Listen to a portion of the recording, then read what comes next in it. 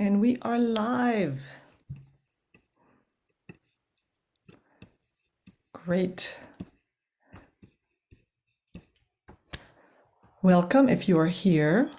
I know this is the first day, so a lot of you might not have already gotten used to me doing this.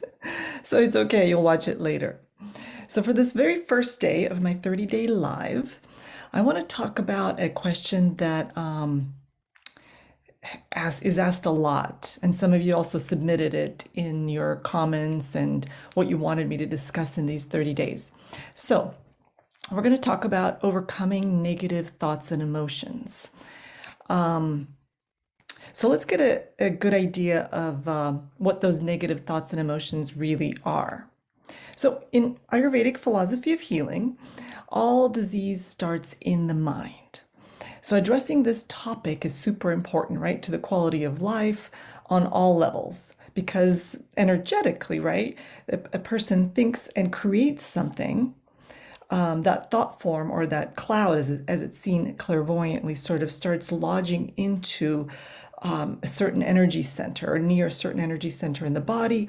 And then if it's fed persistently enough and it's present persistently enough, and then you also have, of course, some genetic propensities in that area, it will start to develop into a disease by kind of landing in those organs. So we do need to address negative thoughts. So negative thoughts are thought forms, usually created and fed by you. You may not have originated that thought, right? We are super connected in an energetic field, and we pick up stuff from other people. And you may, have been very young, and your parents might have really had that thought form, or kind of zapped you with it, or the collective where you live may persistently think these thoughts, and you've adapted as your own. So, I mean, it's not always that you are responsible. I mean, they're thoughts. So if you accepted that thought, right, and you took it on, and you repeatedly thought it, and let's say not only have you repeatedly thought the thought, you've also sort of infused emotion into this, right? So now you've kind of like, maybe it's a fear, maybe it's some kind of anxiety. Your mom was very anxious. You adapted that behavior. You believe that the world is a very scary place. Maybe, I'm trying to think of what would be a good example. Let's just say that you think that the world is a scary place and people are out to get you. So that's a particular vibration of a thought, right? Everyone's out to get me. Be careful. Everyone's out to scam me.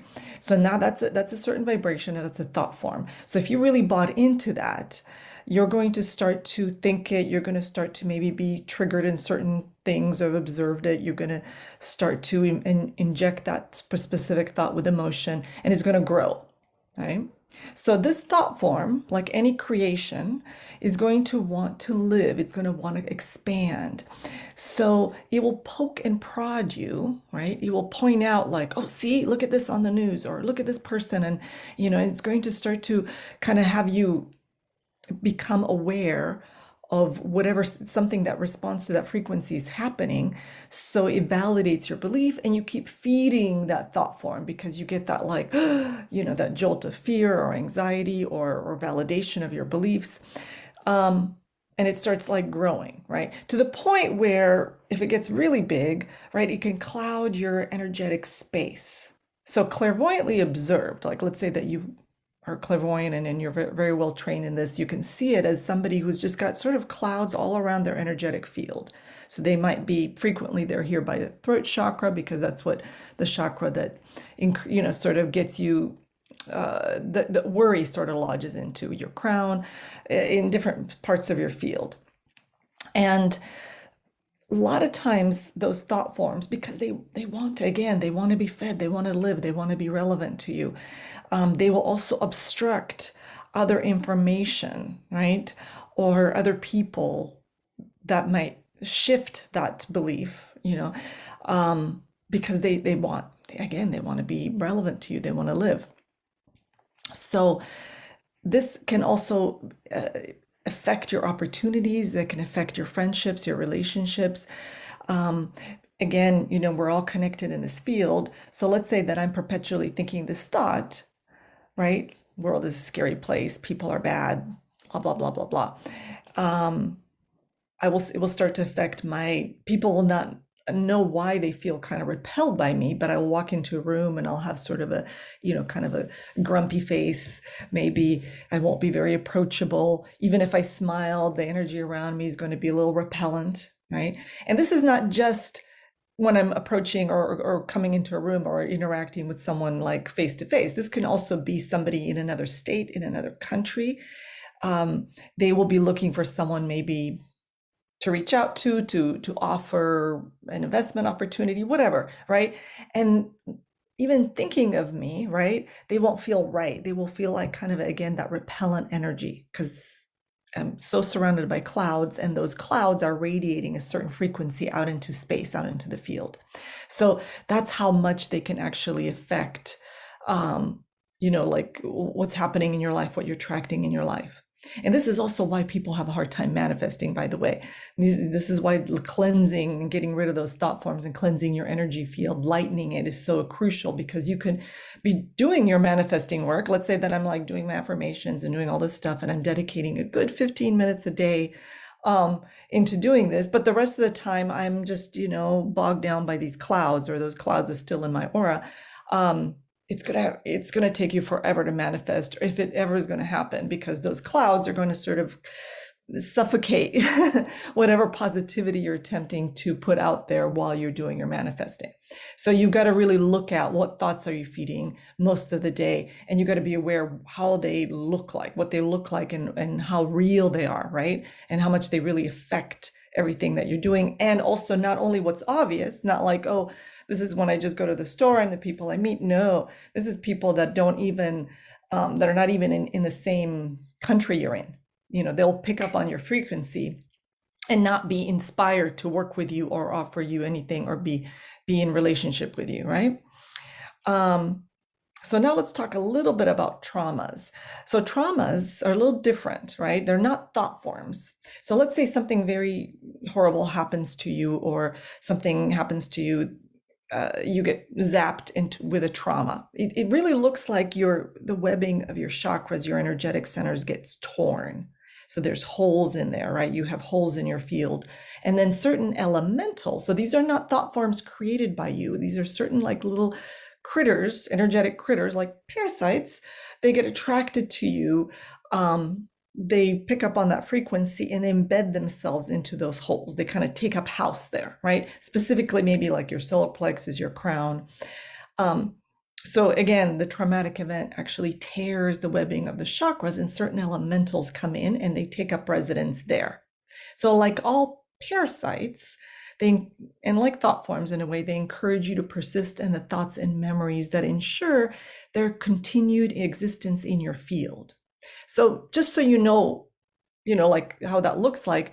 So some of you might already know that certain parasites, physical parasites that live in your gut, like the candida parasites, some other fungals, they have their own consciousness, right? They're not, they have awareness. So, and they have evolved to the point where they will actually make you, as their host, crave foods like sugar and stuff that will feed them, that they need to expand, multiply, and survive, right? So same with these elementals. It makes sense, right? They will encourage you, right? They will drive you towards people and situations that will re-traumatize you. And they will also compel you to push away the people that are truly helping you heal. And this is why I've seen this a lot, where people start to get help, they start to work with someone, and that person starts pulling that trauma or starts like making a difference, and they'll suddenly turn on them. They'll be like, it might be, they might get mad at them, or they might just not go back for another healing. They'll sort of disappear, and they won't even know why. If you ask them, well, why did you just procrastinate on this or didn't show up to your sessions? Oh, I don't know, I got busy, blah, blah, blah. Well, actually, they were kind of driven away, or they were pushed away. So how to get rid of them? So regarding thought forms, you can starve them by refusing to think those low vibration negative thoughts, right? And this certain, I forget which Indian sage, I think it was Swami, I don't want to give the wrong name, so I might put it later on in the comments. He actually did that through meditation. He just I think this was a fun exercise for him. He just starved them, right? But this is not easy for the common person, right? Because they can be very persistent and it takes a long time, right? So by you refusing to engage in those negative thoughts, they lose power, right? They start losing mass. But again, not easy, especially if you've been clouded by these thoughts for a long time.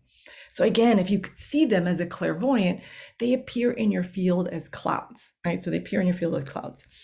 Another powerful method is to become aware of them as they creep into your mind. Disassociate. Kind of one of the mantras we say is like, I am the soul. No, hang on. I got dogs coming back in. Let me close the door.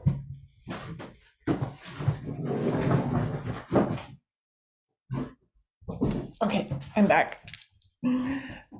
As you may know, I live with 4 dogs and they will bark and come in here. So where were we? So again, disassociate from those thought forms. See them, say the mantra, I am the soul, I'm not the thoughts, I'm not the emotions. And that will actually help you sort of pull back and see yourself separate from the invasive messages and poking and prodding of those clouds. You will and imagine them, see them as clouds. You can actually sense them, right? They actually, if you tune in and just say, and just say, where's the cloud of, like, let's say an invasive thought is coming to you, right? Something that you're constantly worried about. Let's say you have anxiety about money, like paying some bills, and that's coming to you a lot. Just say, where's that thought? Where's that cloud? And you'll certainly feel it, like, oh, I think it's here. I think it's here. And you can even sometimes even feel kind of a spongy mass, right? So I'm going to give you a very almost funny, funny technique how to get rid of them. Clap it away. So if my thought form that's torturing me, maybe he's right here and I feel it kind of as a spongy mass, I can clap it away, right? It's quite powerful, even more so than energetically trying to destroy them, because you're using your material, like, your physicality to get rid of energy. So it's a whole different, you're using a more powerful, more material, more dense way to get rid of energy. I know I don't want to, like, it sounds kind of funny, but it really works. And do this repeatedly, right? So this is a technique. This is not something that just came up like, in the last second ago, right, from talking to you. This is actual technique taught by Bill McKenna and Liz Larson of Cogno Movement. They are amazing. They've shifted a lot of people's lives. And you can do this too. If you need more questions on this, if you're like, I'm not quite grasping this, please put the question in the comments or email me and let me know that you would like more information or more demonstration on this particular method. Or you can always go to cognomovement.com and read about it. I think they might have some information or some demonstrations of that as well. So regarding traumas, again, awareness is super important. Some of these traumas are very deep and should be addressed individually, right? And I have to be careful with that. So I'm going to get into more of those tomorrow. Okay, so I didn't want to make these lives too long. So I'm going to go ahead and finish this one and this live. And again, thank you so much for watching. I am super excited to do this and to connect with you and to just pour into you, right? Like give you some answers, give you some inspiration. And I'm super interested in your feedback. I'm super interested in your questions, what you want to hear about, what is pertinent, what can be useful and valuable to you. Alrighty. So thank you so much. And I will see you tomorrow, same time, same place.